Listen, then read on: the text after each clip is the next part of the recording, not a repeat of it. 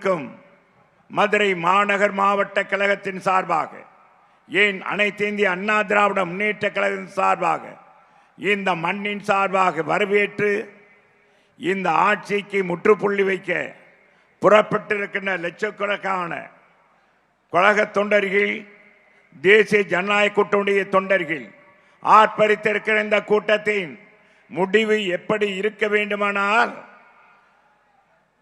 நம்முடைய பாரத போரில் துரியோதனை அழித்து பாண்டவர்கள் வெற்றி பெற்றதை போல இந்த நாடு செழிக்க, ஜனநாயகம் செழிக்க இந்த தேர்தல் அமைய இருக்கிறது. அதுக்கு கட்டியங்கூறுகிற வகையில் தான் இந்த கூட்டம் இருக்கிறது என்பதை நேரத்திலே தெரிவித்து, எதிலும் ஊழல், எதிலும் லஞ்ச லாவணியம், அனைத்திலும் ஊழல் நிறைந்த இந்த ஆட்சிக்கு முற்றுப்புள்ளி வைக்க வேண்டும். இன்றைக்கு ஆட்சி சிறப்பாக இருக்கிறது. ஒவ்வொரு கட்சியிலும் ஆளை பிடித்துக் கொண்டு இருக்கிறார்.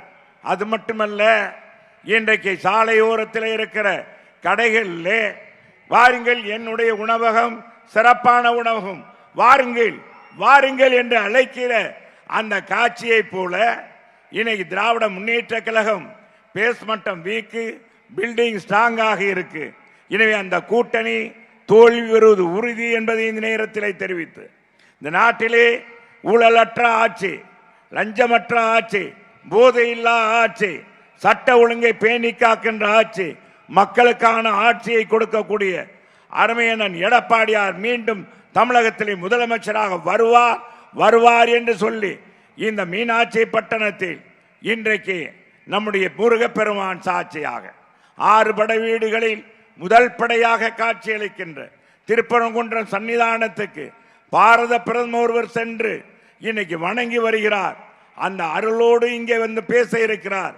இந்த அருள் பெற்ற இந்த பொதுக்கூட்டம், அன்பிற்கினிய எங்கள் அண்ணன் மீண்டும் தமிழகத்தின் முதலமைச்சர், மாற்றம் இல்லை, உறுதி என்று சொல்லி இதற்காக உழைக்கின்ற லட்சக்கணக்கான கோடிக்கணக்கான தேசிய ஜனநாயக கூட்டணியுடைய தொண்டர்களுக்கும், நிர்வாகிகளுக்கும், மாவட்ட பொறுப்பாளர்களுக்கும், தலைவர்களுக்கும் அனைத்து இந்திய அண்ணா திராவிட முன்னேற்ற கழகத்தின் சார்பாக நெஞ்சார்ந்த வாழ்த்துதலையும் வணக்கத்தையும் தெரிவித்து, இனிமேல் நமக்கு உறக்கம் இல்லை, இந்த நேரத்திலும் ஓய்வு இல்லை என்று சொல்லி முடிப்போம் இந்த ஆட்சியை, வெற்றி பெறுவோம்.